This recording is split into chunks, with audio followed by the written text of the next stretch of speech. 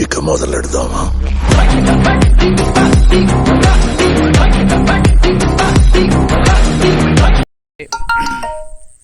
మన సబ్స్క్రైబర్లందరికీ good morning, అలాగే మన రైతు సోదరులందరికీ కూడా గుడ్ మార్నింగ్. సో ఇప్పుడైతే మనం KNM 1638 వరలోకి అయితే వచ్చాము. సో అసలు ఏంటి విషయం ఏంటి అనే దానికి మనం చూడడానికైతే వచ్చాము అన్నమాట, పరిశీలించడానికి. సో మంద కూడా ఒక 40% అయితే KNM ఎన్ని అయితే తీసుంది. కాకపోతే ఇది పెద్దగా హైట్ రాల పైరు. సో దాంట్లో ఏదో మనకైతే మైనస్ కొడతానే ఉంది. సో హైట్ లేకపోవడం వల్ల మనకి ఎన్ అనేది సరిగా అయితే కనపడట్లే. సో మనకు చూస్తున్నప్పుడు అర్థమైపోతుంది. సో వెన్ను విషయంలో మనం ఈసారి దెబ్బతిన్నాము అనేసి అయితే మనకి చూడగానే అర్థమవుతుంది.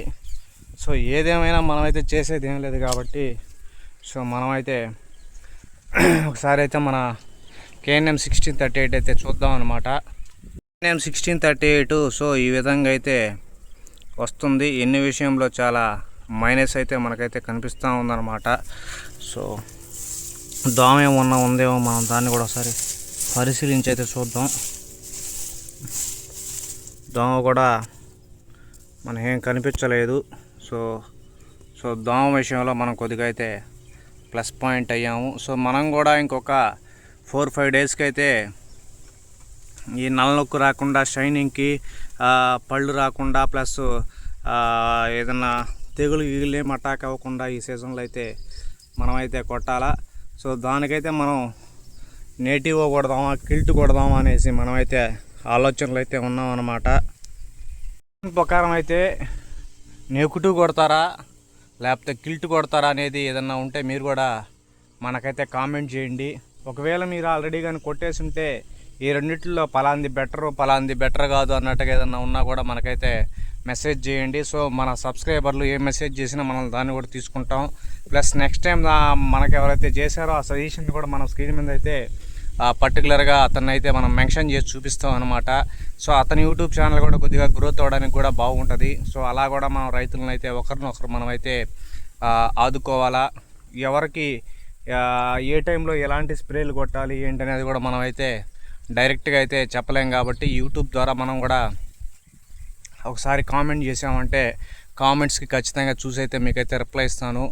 సో ఈ టైంలో మీరైతే ఎటువంటివి కొడతారు, ఈ నల్లనొక్కులు రాకుండా, తెగులు రాకుండా, వడ్లు మంచి షైనింగ్గా వచ్చి రేపు అమ్మేటప్పుడు మంచిగా పోయేదానికి. సో ఇట్లాంటివన్నీ మనమైతే కామెంట్ రూపంలో అయితే చూద్దాం అన్నమాట. సో ఇది మన KNM 1638 యొక్క ప్రజెంట్ స్టేటస్ అయితే ఇలాగైతే ఉంది. సో మీ ఊర్లో మీరు వేసిన పైరు పేరు ఏమన్నా ఉంటే అది కూడా కామెంట్ చేయండి.